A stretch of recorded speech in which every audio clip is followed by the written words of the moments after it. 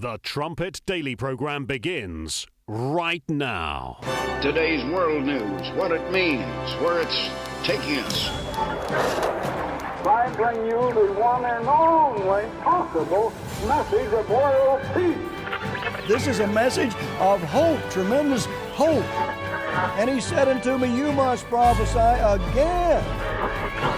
And now, The Trumpet Daily with Stephen Flurry.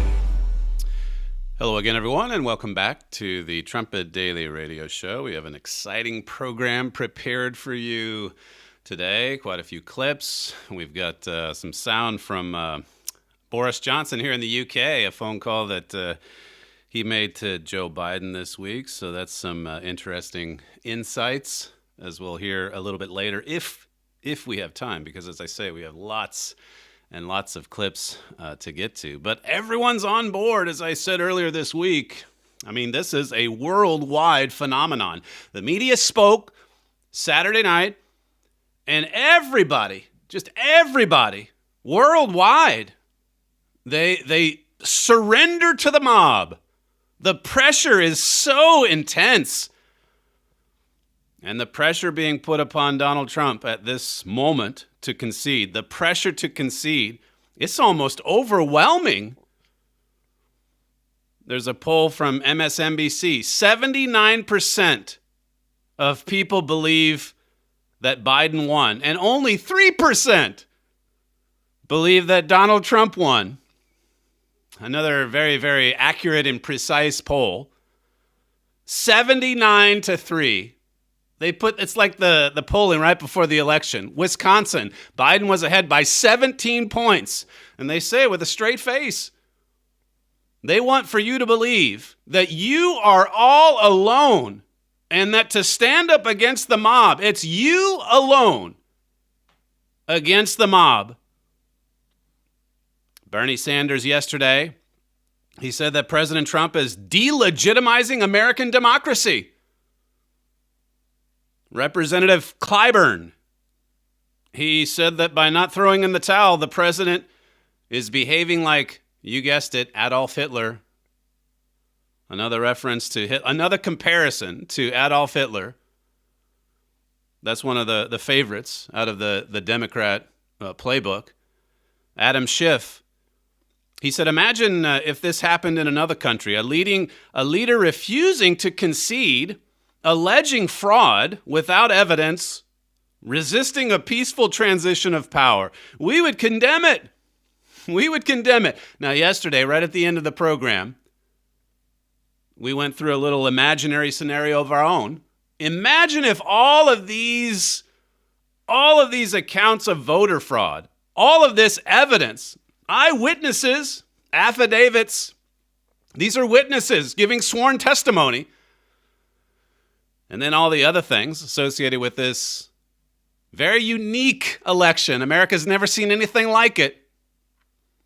Imagine if all of this was going on in other nations, and maybe a nation in sub-Saharan Africa. What would we think? And then for all of these people to lecture us on conceding as soon as the media says the race is over. These people, like I said to you yesterday, these people come from a party that in some cases still hasn't conceded after years. You go back to Al Gore, you go back to Hillary Clinton, Stacey Abrams. That's just routine. That's a matter of routine for the Democrat Party. If you lose, particularly if it's a close race, you know you were cheated. You know it was stolen. These are the words they've been using for 4 years. This president's illegitimate. This president stole the election in 2016 with the help of Vladimir Putin. We were cheated, they have said for years. And now, pivoting on a dime, they say, how dare you? How dare you suggest that there was foul play here? How dare you suggest that this might have been rigged?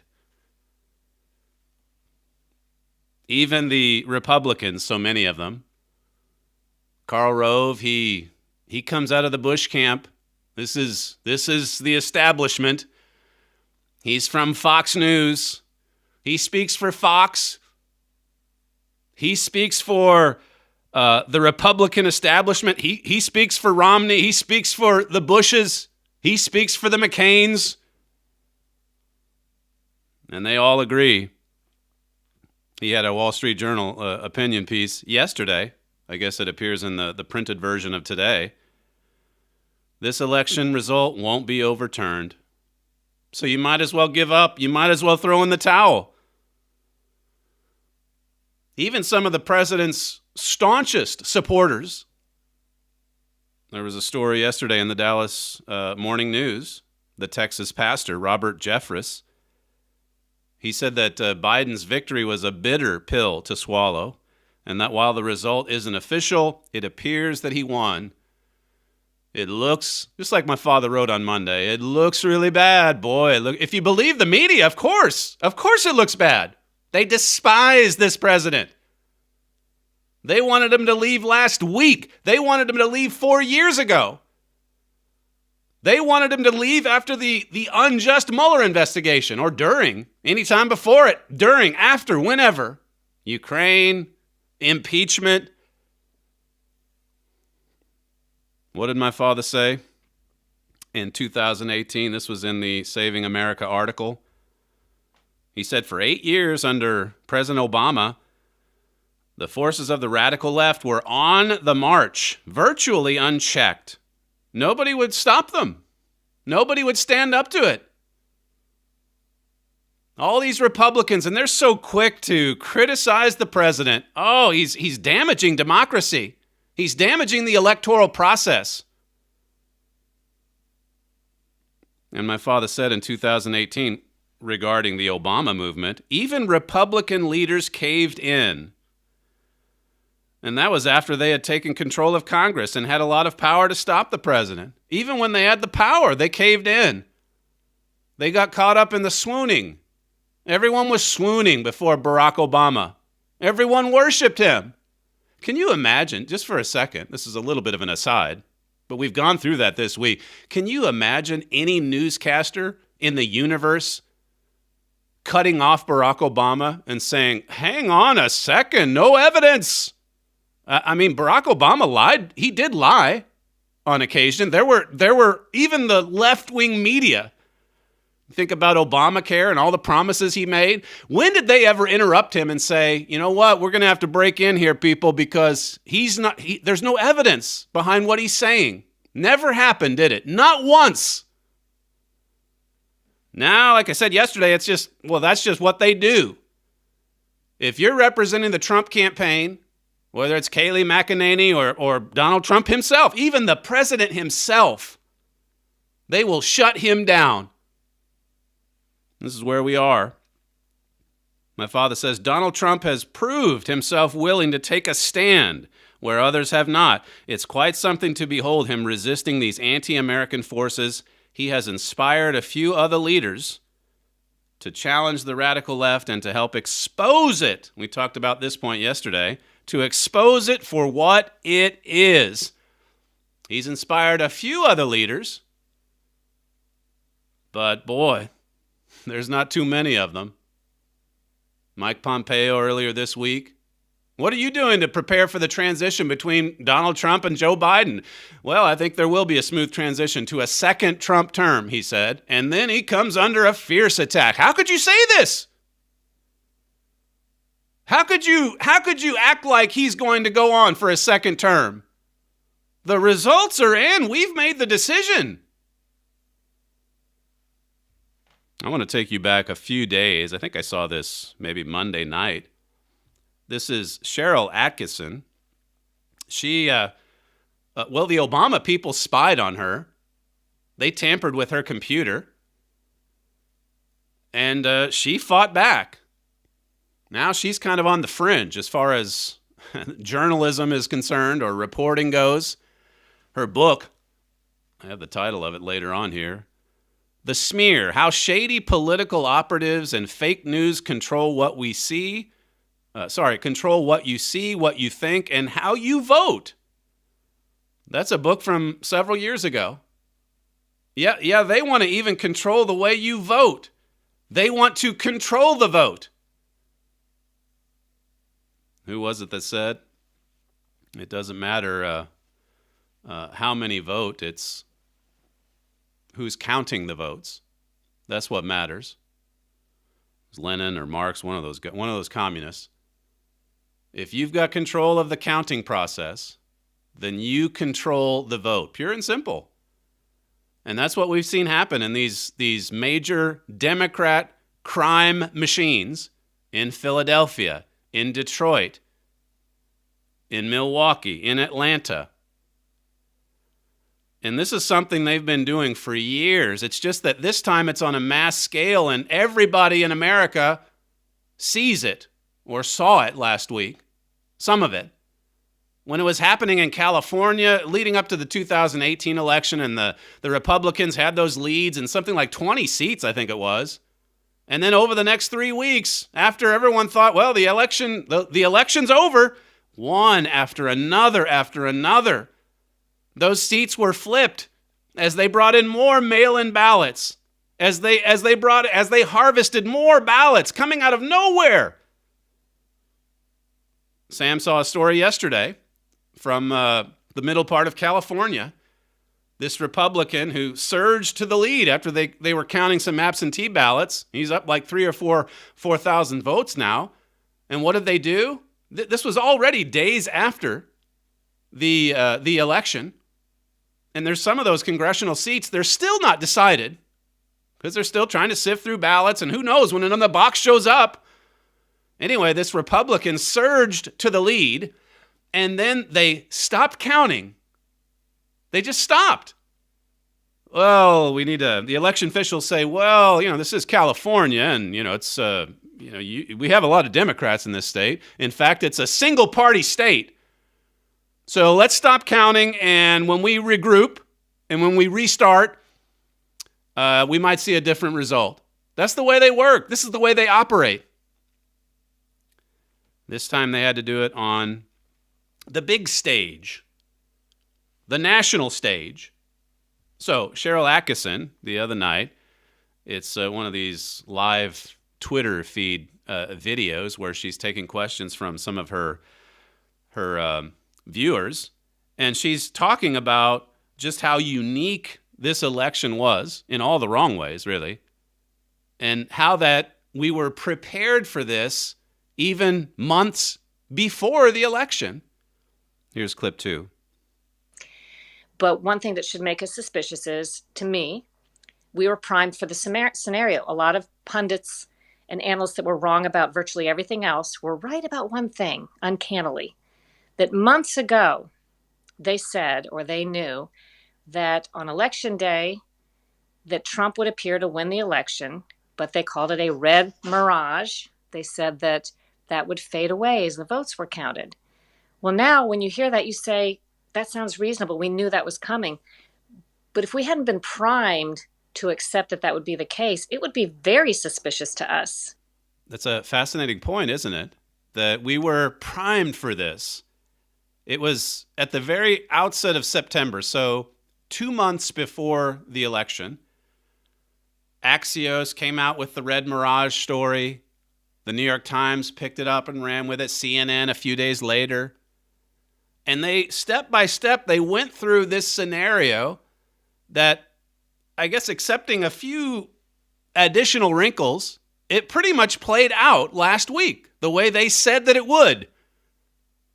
Look, going into the election, there's going to be this red mirage. It's going to look like Donald Trump wins, but then just be patient. Be patient. It's going to go on for days. And as Cheryl points out, when they were wrong, the media, when they were wrong about virtually everything else, how could they be so right about this? Because this was their strategy. They knew that no matter how many votes the President of the United States brought in, and he brought in a lot, it's 70-some million, 72, 73 million, and counting. He increased his total from 2016 by 5-6 million votes. Sam was saying this morning, if you compare Barack Obama's landslide victory in 2008 And that didn't even get anywhere close to what President Trump got this year. But he declined. Barack Obama actually lost about 5 million votes from 2008 to 2012. This time around, President Trump was gaining momentum. He was gaining votes. It wasn't just a mirage. There was a wave. There was a wave of support. In fact, the actual mirage was the blue mirage, and that's still around. Unless you're rejoicing in the truth and seeing, as I've said so many times before, seeing what's right there in front of our eyes. It's open, right out there in the open. A theft in broad daylight. And all of this evidence that just continues to pile high. She says, how could they get it just perfectly right on this one point? And yet they were wrong on everything else. Well, they were priming us for what they were intending to do on election night. And had they not done that, every American, having gone to bed with President Trump leading in all these states, would have awakened the next morning and thought, something is really fishy here. This doesn't seem right. This doesn't pass the smell test. As it was, you have a lot of Democrats, and really even they, you could look at it in the little grin that they had when they took to the podium in the case of Joe Biden last week, or some of these Democrat operatives. They know what happened here. They know that the Philadelphia machine was in full motion in the middle of the night. They know about the drop-offs of the Biden-only bundles. They know. They know what happened here. It would have certainly seemed suspicious had we not been prepared for this ahead of time. And the Democrat Party, their allies in the media, they all prepared us for this just 2 months before the election, the so-called red mirage. Here's what Cheryl Atkinson went on to say, clip 3.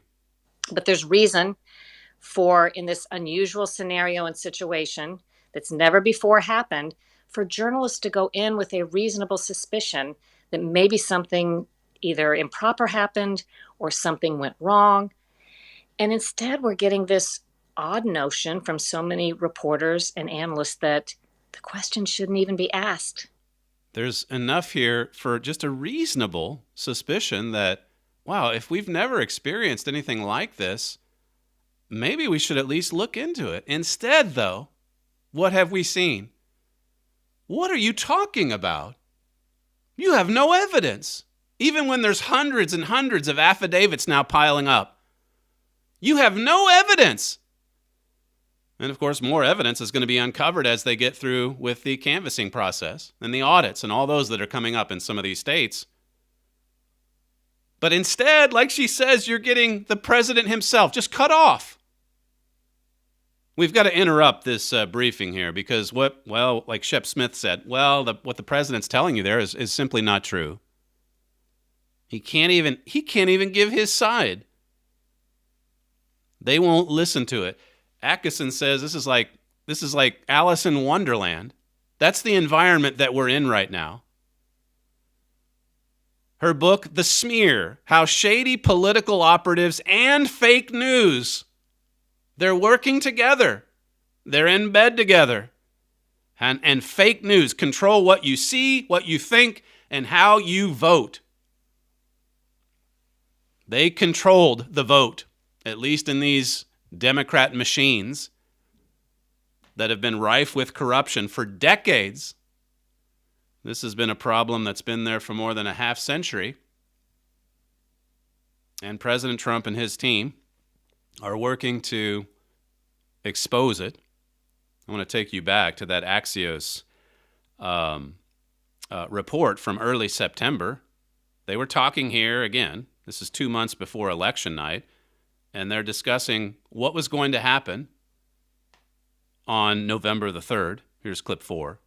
The reason we talk about a red mirage is, in fact, because we believe that on election night, we are going to see Donald Trump in a stronger position than the reality actually is. We are sounding an alarm and saying that this is a very real possibility, that the data is going to show on election night an incredible victory for Donald Trump. It's interesting that he used the word alarm, and then the New York Times later, I think, it used the word doomsday scenario. I forget what Fareed Zakaria had to say, but he said it was some kind of a troubling scenario. They were sounding the alarm because they had to get the media ready. Now make sure that you drag this out. Make sure you educate the viewers this year, because we're used to getting the results on election night, or at the latest in the early hours of the next morning. But now you've got to re-educate everyone. You've got to help them see that this is going to go on for days. It'll go on for as long as it needs to go on for Joe Biden to win. That was the playbook. That was the strategy. Now, we played this Axios clip on, I believe it was a September 3rd program. You can go back and look at the title of the program we had. That was 2 months before the election. The Dems' last hope, steal the election. This was their last hope. Never mind all the polls that you heard going into or saw going into the election. They knew Joe Biden was not the front runner. They knew they had to process a lot of fake ballots to pull this off. And I don't think they knew until election night just how many they'd have to come up with. And that's why so many of these scenarios, that's why so many of the ways that they cheated, it's almost laughable, as I noted last week. But that September 3rd program that we produced, again, the Dems' last hope, steal the election. Let me just play you the one more clip from Axios on September 3rd, clip 5. When every legitimate vote is tallied and we get to that final day, which will be some day after Election Day, it will in fact show that what happened on election night was exactly that, a mirage. It looked like Donald Trump was in the lead, and he fundamentally was not when every ballot gets counted. That's Axios 2 months before. In fact, it will be just the opposite. How does he know? How does he know how many people are even going to vote? And for that matter, if you were looking at the statistics, the number of Democrats and Republicans that were sending in mail-in votes before Election Day, there were websites that were tracking that. Most states released that information. They didn't release, who they voted for, but you can get a pretty good idea. If you see that in Florida, they've had, let's say, 500,000 Republicans vote, and they've had 500,000 Democrats vote, and they've had 100,000 independents vote. And the thing of it is, and there were a few commentators, some few astute commentators coming into Election Day that said, if the Democrats are going to mail in their votes this year and Republicans are going to show up on Election Day, there should be a lot more Democrat mail-in votes tabulated to this point. As it was running, about even. Maybe the Democrats had a little bit of a lead in some of those battleground states. I don't know. I'll have to get some of the statistics a little bit later. But there were commentators that were saying, if he has a chance in Florida, the Democrat turnout on Election Day is going to have to be a lot more than what many are projecting. Well, as it turns out, Florida had a pretty clean election, because that's what the leadership there has insisted upon, as they've tried to clean things up the last few years. In any event, you come back to what this man just said. You heard it. It looked like Donald Trump was in the lead, and he fundamentally was not. That's a Democrat operative saying that he'll have a big lead on election night, but he will lose. You listen to what the Attorney General of Pennsylvania said or tweeted before the election. He will lose Pennsylvania. Now, there's a difference between some of those statements and just some of the ways that Donald Trump was talking about, look, we're doing really well. I think we're going to win I think we're going to win Minnesota. I think he was going around, he was seeing the support, he was seeing the rallies. And he was, as I played for you before the election, he was pretty confident. But how did these When they were so wrong about everything else, how did they get this so right? Well, this was their strategy. This was their last resort. This was their last hope. All those polls that said for months Biden was ahead, double digits. None of these Democrats that you heard or that you're hearing in these clips, they didn't believe that. They saw the same internal polling that the Trump camp did, and they knew Biden was way behind. And so they had this plan. Let me play you a clip from our program. This is 2 months before the election day. This is the show I just mentioned, September 3rd. This is clip 21. This is the last hope for the radical left to try to steal the election.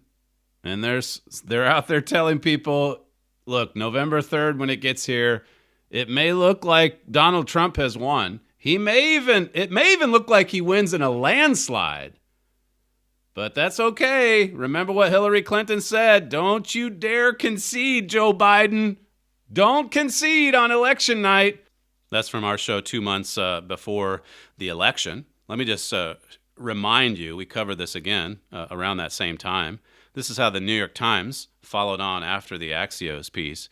It says, what if early results in swing states on November 3rd show President Trump ahead, and he declares victory before heavily Democratic mail-in votes, which he has falsely linked with fraud, are fully counted? So, again, there were a few additional wrinkles that we learned about, obviously, on election night. Nobody was talking about people, just 5 states in unison deciding to stop counting.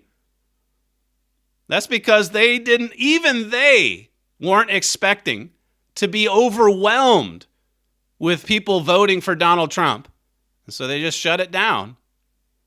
They just stopped counting. But here again, as far as the framework is concerned, the New York Times, spot on. And you'll notice, and you'll see this more with some clips I have from Van Jones, but you'll notice that not only did they predict the so-called red mirage or Donald Trump being way out in front and then the rest of the votes coming in to give Biden the victory, they also predicted that Donald Trump would contest it and point out that there's massive fraud going on here. This is the Times. It says, would the president, joined by allies of the GOP and the news media, sow distrust in the election by arguing that mail ballots that shift states away from him are rigged? The nightmare scenario, these are the words the New York Times used, the nightmare scenario in November is worth preparing for, many Democrats say. They had to prepare for this. Prepare for the wave of Trump support. Prepare the machines to churn out all of these fake ballots. And then prepare for Donald Trump and his allies. And we now see that there's not that many, certainly not that many in powerful positions, that is. He certainly has the support of ordinary Americans. But prepare for Donald Trump to contest it. Here's one more clip from our show back in September 3rd, 2020, clip 22. They know, as I said a week or two ago, Joe Biden is not the front runner. Never mind the polls. They know he's not the front runner. They know that Donald Trump is way out in front. And so they're preparing for the nightmare scenario. They're preparing for agitating, just like they've been doing all summer. They want to upend the system. And that would include the election system. That's from our show 2 months before the election. And the president, for his part, he was right on it as well, as you know from his campaign speeches. He was going around saying, look, they're going to mail in or mail out millions and millions of ballots. They're trying to cheat. They're going to try to steal this. This is what he said in an interview with Laura Ingraham, right around the same time as those programs that we made. This is September 1st, 2020, clip 6. The biggest risk we have, I have to say, is this whole crazy thing where they're sending out 80 million ballots to people that don't even know what a ballot is. They're getting them. They're sending them all over. Applications for voting. Who's sending them? Where are they sending them? They're sending 80 million ballots to everybody. and there's tremendous cheating going to go on, as sure as you're sitting there. And all you have to do is look at the recent races that happened. It's the single biggest problem that there is. See, he's on to them, and of course he's fighting against it. Of course, we'll see soon enough who wins. We have our views on that, as you well know. But he knows what they're up to. He knew going in. One of our listeners sent me this TED Talk that Van Jones put out. And as the listener was pointing out, isn't it amazing? Here's another Democratic operative. He appears on CNN quite often. He was the one that was crying on Monday because Trump's now finally out of office. He's the one in 2016, by the way, that called Trump's victory a white lash. This happened because we're racist. This was a white lash against Barack Obama. And here he is a week before the election, and he's concerned about a coup attempt. Certainly not from the radical left. He's concerned that President Trump, after the votes trickle on in, that President Trump would fight against it and perhaps even use that old dusty document, the Constitution, to prevail in the end, or perhaps the courts. He's really a proponent of the will of the people, the majority, the mob rule. If we can show that we have majority support, never mind the Constitution. Here's Van Jones from a TED Talk on October 26th, just 1 week before Election Day, clip 7. Please pay attention to this talk. I'm going to teach you how to stop a coup. Okay, so he goes into some of the very same things that Axios brought out in the New York Times and so on. He's again, trying to prepare, trying to prime us for what was about to happen. Here's clip 8. It turns out that one of the main safeguards of U.S. democracy is not in the Constitution at all. It's not in the law at all. It's actually just a little tradition. It's a little custom. And yet, this one voluntary gesture is one of the main reasons that you almost never have riots and bloodshed and strife after a U.S. election. What I'm talking about is a concession speech. So you've got to concede, and you've got to concede, as we've learned over the past week, when the media tell you to.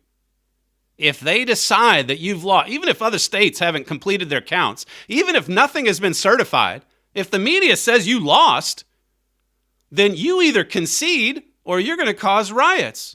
You're going to be responsible for destruction on a mass scale. The concession speech. It's not in the law, as Van Jones says. It's not in the Constitution. It's just a little tradition that we have. You better concede. That's a safeguard for democracy. And if you don't do it, you may be delegitimizing the American democracy. Here's clip 9. It's after the advisors come and the media tells them, look, you're not going to get enough votes to be able to hit that magic number of 270 electoral college votes. Notice that he says there the concession happens after the advisors come and the media tells him. The media tells him. Now, these Democrat operatives, and again, it works both ways. You've got the media constantly coaching them, and then they were coaching the media. This is what you've got to be preparing the viewer for. Don't let the other side get anywhere near the point of declaring victory on election night. You have got to tell America, you have got to convince America that this is going to be a long drawn-out process. That is, until the media declare it. Then it's got to be done. Bang, bang, bang, bang, bang. He's got to concede. I mean, we got the announcement at 11:30 a.m. on Saturday. He should have conceded by noon. That's what they're saying. And the pressure, as I say, it's coming from every direction. Intense pressure to cave in to what the media tell you to do. What did the New York Times tweet out last week? This election is decided when we say so. And on Saturday, November 7th, they said so. They had made their decision. And so here come all of these Democrats now, these leading Democrats now, insisting that if this president does not concede, he's destroying the electoral process of the United States. Listen to Bernie Sanders from yesterday, clip 18. People lose close elections. Hillary Clinton lost a close elections. Other people have lost close elections. And what you do in America historically is you say, hey, I fought as hard as I could. I want to thank my supporters. I congratulate the winner. Let's go forward with the transition we all love in our country, and we want the best for America. What he is doing right now is delegitimizing our electoral process and American democracy. Now, did Hillary Clinton do any of what he just said there in 2016? Did she say, you know what, look, it was a close election. I really want to thank our supporters. I love America. I want to really lend my support to Donald Trump in this transition process. Did any of them say that? Did Barack Obama say that? Well, he said it, but then look at what he was doing with John Brennan and James Clapper and Peter Strzok and Lisa Page. Look at what he was doing behind the scenes, undermining democracy, sabotaging the incoming presidency. All of them with this treasonous behavior, and it continues.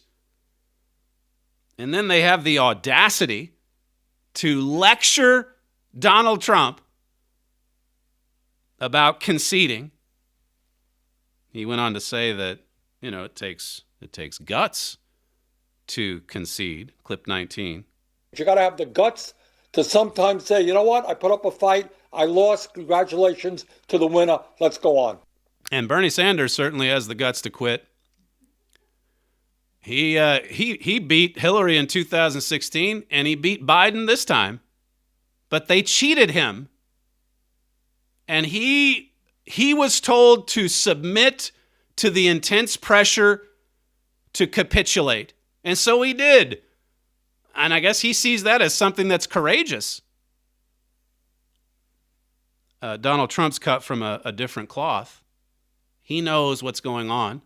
I think he's called Bernie Sanders the greatest loser. The greatest, by that he means, you know, that he takes it so well. He won't fight. He was cheated twice. He should have been the nominee twice. Can you believe it? It takes guts. It takes guts to sometimes say, I put up a fight and I lost. Well, he would know. Listen to what Jim Sciutto is the CNN commentator. He's the one that in 2017, in January, when Comey and company were trying to get the Steele dossier to get some traction in the media. And CNN, you'll remember, they were the ones to run with it following the BuzzFeed revelation. And it was Jim Sciutto who came on the air very serious and said, we've got this dossier and the Trump administration has been made aware of it by the Obama people, by the outgoing Obama people. It's very serious, very serious. Now, here's Jim Sciutto the other day, yesterday I guess it was, about why it's so important for President Trump to concede right now, clip 14. There are sitting members of Congress who were around in their positions at the time of 9/11, and the 9/11 Commission report specifically cited the shortened transition after the 2000 election for having an impact on national security. I'm quoting here, it hampered the new administration in identifying, recruiting, clearing, and obtaining Senate confirmation of key appointees. The fact is, we have experience for how shortened transitions make a difference in national security. That's an astounding quote to me. I didn't know some of that history from the 9/11 report, but that's Jim Sciutto saying that when Gore contested it in 2000, 37 days, he's trying to get it overturned. for 37, and that hampered the transition process and may have contributed to the attack of 9/11. Now, he's using this to say Donald Trump should concede. I take that report to mean that Al Gore is the cause of 9/11. This is breaking news. Al Gore didn't concede. Next thing that you know, we were attacked on 9/11 because, well, the Bush administration was unprepared. They didn't have a long enough transition. How about that? That's CNN. Don't believe me. Believe what CNN had to say. So this is where we are. If you don't concede, President Trump, there's going to be another 9/11. Well, are you saying Al Gore's responsible for the first one? No, never mind that. If you don't concede, you could be bringing a 9/11 on the United States. See, they have to concede now.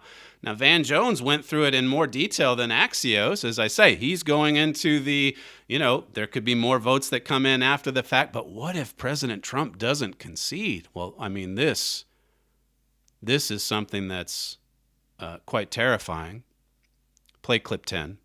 At that moment, you don't think about this, but the fate of the entire republic is in the hands of a single politician and their willingness to walk out there and stand in front of their family and stand in front of the cameras and stand in front of the whole nation and say, I am conceding the race voluntarily. See, that, like Bernie Sanders says, that takes courage to quit. It takes courage to walk out there and say, look, I gave it a good fight, but I just couldn't quite get over the hump. But what if you don't concede? Here's clip 11. So what if a losing candidate simply refused to concede? What if there is no concession speech? Well, what could happen might terrify you. I think it should. It's terrifying. And I think it should. Well, you heard Jim Sciutto. It could be another 9/11. This is terrifying. We're entering into a terrifying territory, they're now saying, because President Trump would like to see a recount in Wisconsin and Georgia, and because he wants to go to court in Pennsylvania and Michigan, because of all of these eyewitnesses that are talking about illegal and fraudulent behavior that they witnessed, that they experienced, that they were on the other side of. Can't do any of that, they're now saying. They don't. Why are they so worried and concerned about these lawsuits and about the President Trump and about President Trump refusing to concede at this point? They're worried because of what could be exposed. That's the thing. And I went into that in some detail yesterday. You can go back and listen to that program again. But you can see now why the pressure is so intense for him to give up, because they want him to quit before more of this fraudulent activity is exposed. The moment that he quits, that's when the lawsuits end. That's when some of those conservative sites, and there's not very many of them, that are really exposing this. It's like I told Sam yesterday. We've got to preview some of these court briefings because CNN's not going to cover it. CNN's too busy saying if he doesn't quit, there's another 9/11 right around the corner. Listen to what Jim Clyburn, this is the representative from, I think, South Carolina, just yesterday, clip 20. I'm beginning to see what happened in Germany back in the 1930s. I never thought that could happen in this country. How do you elect a person president, then all of a sudden give him the authority to be dictator? That's what we're teetering on here. That's what Hitler did in Germany. That's a U.S. congressman. Amazingly enough, that's a U.S. congressman saying those kinds of things. A couple more clips just to conclude with Van Jones. This was, again, a TED Talk on October 26th, just a week before the U.S. election, clip 12. Instead of conceding, a losing candidate could launch a ferocious fight to grab power anyway, or to hold on to power anyway. In the courts, yes, but also in the state houses, electoral college, even in Congress. They could file, for instance, dozens of lawsuits attempting to block the counting of millions of mail-in ballots, saying they should all be thrown out. They're all fraudulent. Then they could demand that the states refuse to certify the election because of all this alleged fraud or interference from a foreign power. Okay, everything that he's describing there is well within the president's right, whether he's contesting something in court or, he touched on the Electoral College and then how it goes on to Congress to be made official, and how that there are certain constitutional avenues here that, while it may not have been used in 100, 150 years, it's still there in the Constitution. But this is Van Jones. He comes out with all the, the favorites from the AOC wing. We've got to get rid of the Electoral College. We've got to initiate some reform. That's why Chuck Schumer the other day said that, if we get those two runoffs in Georgia, if Biden gets in and then we flip those 2 seats in Georgia, we've got 50. And then we've got the deciding vote in Kamala. And then we change America. Fundamental transformation. We've heard this before. Barack Obama was promising that in 2008. And like my father said, for 8 years, he was virtually unchecked. No one stood up to him. No one stood up to the radical left. Everybody just submitted to it. Everybody just said, oh boy, if the New York Times says it, then we better go along. We certainly don't want the New York Times or CNN to say anything bad about us.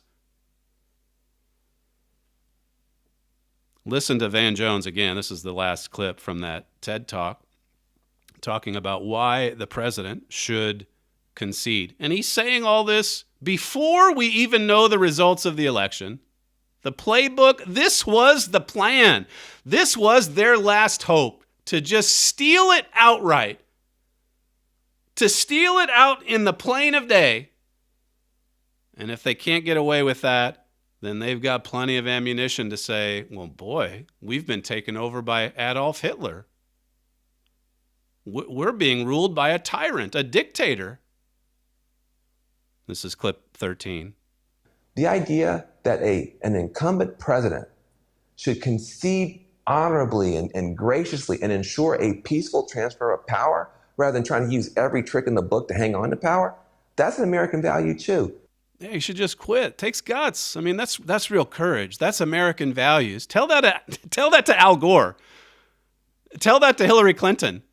Tell that to Stacey Abrams. The hypocrisy here.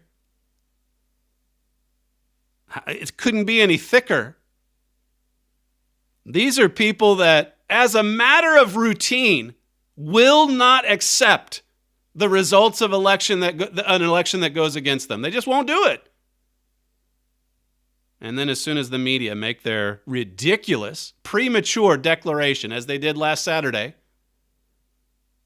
here comes the herd trying to run roughshod right over the Trump administration, trying to force every supporter into congratulating Joe Biden, Vice President or President-elect Joe Biden. I want to go back to September now. I've played you the Axios clips. I've read to you what the New York Times said at the time. They were preparing us. They were, like Cheryl Atkinson said, they were priming us. They were priming us for what would happen come election night and beyond. Here's a CNN commentator, Fareed Zakaria, on September 13th, clip 23. All of us need to start preparing for a deeply worrying scenario on November 3rd. It's not some outlandish fantasy, but rather the most likely course of events based on what we know today. On election night, Donald Trump will be ahead significantly in a majority of states, including the swing states that will decide the election. Then over the next few days, mail-in ballots will be counted and the numbers could shift in Joe Biden's favor. But will Trump accept that outcome? Will America? That's just amazing, isn't it? Looking at that now after the fact. They all laid it out there for us. And of course, he added in there that, well, because of the pandemic, you've got Democrats that are going to opt for the mail-in voting. And they had been working their mail-in voting fraud scheme for several election cycles leading up to, well before the pandemic. Pennsylvania, they were working on, relaxing those election laws last year before anyone even heard of COVID-19. But then when COVID comes, that's the perfect cover. Well, of course we can't go to the polls because I'll die if I do that. So we've got to have all of these mail-in ballots. Pretty amazing. That clip, by the way, it was on September 13th. And then 5 days after that, Ruth Bader-Ginsburg died. And so that's a separate tack here that we can comment on in just a second. But here's Fareed on CNN talking about all of these scenarios and what it's going to do to America and how are we going to get out of this national nightmare. And what if President Trump does contest it? How is this going to be fixed? Now, this commentary is before, it's 5 days before Ruth Bader Ginsburg died. So listen to his conclusion in this segment, clip 24. The second and decisive force will be John Roberts. If this type of scenario unfolds, it will end up in court. Ordinarily, this would not get to the Supreme Court.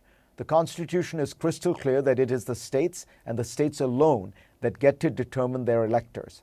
But the Supreme Court abandoned its restraint in 2000 with Bush v. Gore. That means a disputed election could quickly move up to the Supreme Court again, where Roberts will be pivotal as both Chief Justice and the swing vote. So it might all come down to this. One man, John Roberts, will have the power to end a looming catastrophe and save American democracy. And of course, at that time, there were 9 justices, including our RBG. And he is the swing vote. And if we after Ruth Bader Ginsburg died, then they did have that case from Pennsylvania and Wisconsin, the one in Pennsylvania in particular, that worked its way up to the Supreme Court. And it was John Roberts who sided with the liberal wing. And it was a 4-4 vote because Amy Coney Barrett hadn't been put in place yet. She hadn't been confirmed. But before that clip I just played, Fareed says, look, there's two powerful forces here that can ensure that this doesn't turn into a nightmare. And he's a radical leftist. And he said the 2 powerful forces. Number 1 was the media.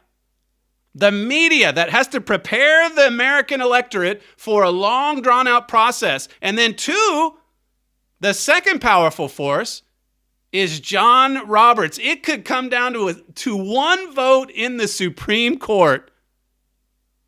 And of course, at that time, he speaks pretty confidently that Roberts will do the right thing. And then 5 days later, wouldn't you know it, Ruth Bader Ginsburg dies. And before Election Day, a week before Election Day,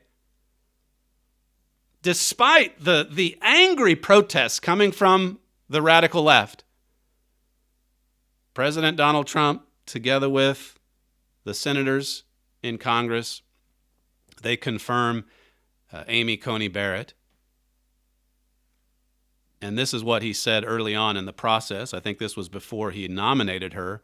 But he made it clear, just days after Ruth Bader Ginsburg died, that her seat was going to be filled and that it would happen before Election Day. This is clip 25. I think this will end up in the Supreme Court, and I think it's very important that we have 9 justices. I think this scam that the Democrats are pulling, it's a scam. The scam will be before the United States Supreme Court, and I think having a 4-4 situation is not a good situation. If you get that, I don't know that you'd get that. I think it should be 8-0 or 9-0, but just in case it would be more political than it should be, I think it's very important to have a 9th justice. So here again, it just makes you think about some of the comments my father's made over the years about God setting them up, right? And because so few people are standing against it. And then the mob comes out and says, this is the way it has to be. This is the way it has to go. He has to concede. He has to give in. He has to surrender. It has to be a President Biden administration. It just has to be. We've decided. Well, what does God have to say? Someone sent me this clip. Quite a few of these clips I've gotten today. The Van Jones bit come from one of our listeners. This is from our favorite program on Sky News Australia, Alan Jones's show. He's discussing the final outcome of this contested election with Corey Bernardi, and here's what Bernardi had to say. Clip 17. It's absolutely got to go to the Supreme Court. I think there are still live and active races, irrespective of the court outcomes. In some of them, I think they've called them far too early. But ultimately, I think the next president is going to be decided by the rulings of the US Supreme Court. That's according to Sky News Australia, some coverage that, you don't hear much of over here. Well, whether in the UK, I mean mainly the United States. But we'll see where this goes. There's some details yet to be sorted out, and we'll find those out, I'm sure, in the weeks ahead.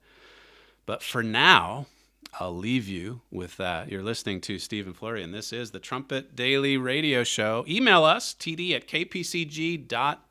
Thank you for joining us on today's show, and we'll see you tomorrow.